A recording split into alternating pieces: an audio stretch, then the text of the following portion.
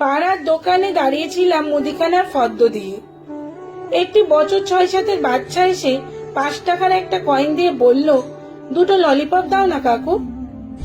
দোকানদার একটা ললিপপ দিয়ে বলল, 5 টাকায় একটা ললিপপ হয়, দুটো নয়। ছেলেটার মুখটা কাচুমাচু হয়ে গেল। দুবার লজেসটা হাতে ঘুরিয়ে বলল, তাহলে রেখে দাও, 5 টাকায় দুটো হবে এমন কোনো লজেস দাও আমায়। আমি বললাম, আর একটা ললিপপ দিয়ে কি করবে তুমি?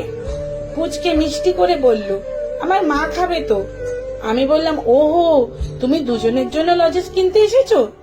সে বলল, না, মা বলেছে একটা লজেস কিনতে আমার জন্য। মা খাবে না বলেছে, বলেছে তুই খেলেই আমার খাওয়া হয়ে যাবে। কিন্তু সেটা কি করে হবে? মায়ের মুখ আলাদা, জিভ আলাদা, পেটটাও তো আলাদা। আমি খেলে মা কি করে বুঝবে এটা মিষ্টি না টক? তাই কখনো হয়? আমি বললাম, ঠিকই তো, মা তো আলাদা মানুষ, তার খিদে পাই, লজেস খেতেও ইচ্ছে করে। আমি তোমায় একটা ললিপপ কিনে দিই, তুমি ওইটা নিয়ে যাও।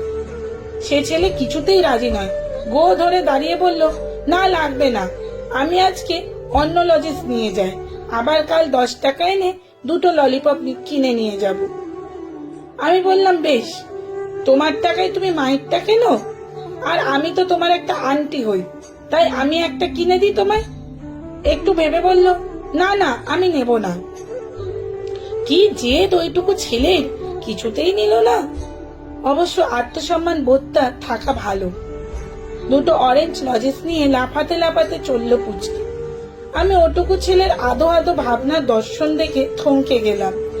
সব মায়েরাই বলে, তুই খেলেই আমার খাওয়া হয়ে যাবে। আসলে দিন শেষে সকলের শখ পূরণ করতে করতে মায়েরা ভুলেই যায় সেও একদিন অরেঞ্জ লজেসের টক মিষ্টি স্বাদটা খুব পছন্দ করত, অথবা মেয়ে বেলায় ঘরের কোণে বসে বাবার বকুনি খেয়ে ললিপপ পেয়েই কান্না ভুলত। মায়েরা অনেক কিছুরই স্বাদ ভুলে যায়।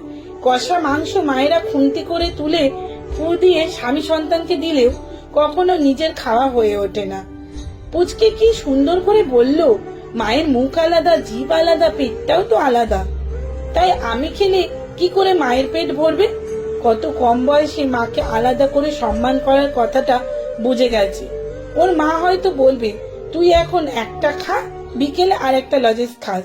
কিন্তু জোর করে মুখে ঢুকিয়ে দেবার পর এই টক মিষ্টি অরেঞ্জ লজেন্সের স্বাদের সঙ্গে সন্তানের গভীর ভালোবাসার স্বাদ মিশে গিয়ে অমৃতকেও হার মানাবে।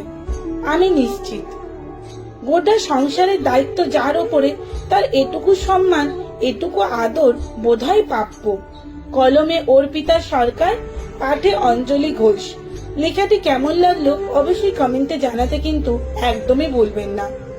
আর যদি ভালো লেগে থাকে তাহলে ছোট্ট একটি লাইক ও শেয়ার করা অনুরোধ রইল আপনাদের কাছে।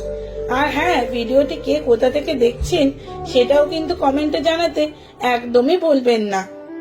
আর যদি আপনাদের এই একটি কমেন্ট আমাকে অনেক বেশি উৎসাহিত করে, এটা তো আপনারা জানেনই। তো ধন্যবাদ, সবাই খুব ভালো থাকবেন।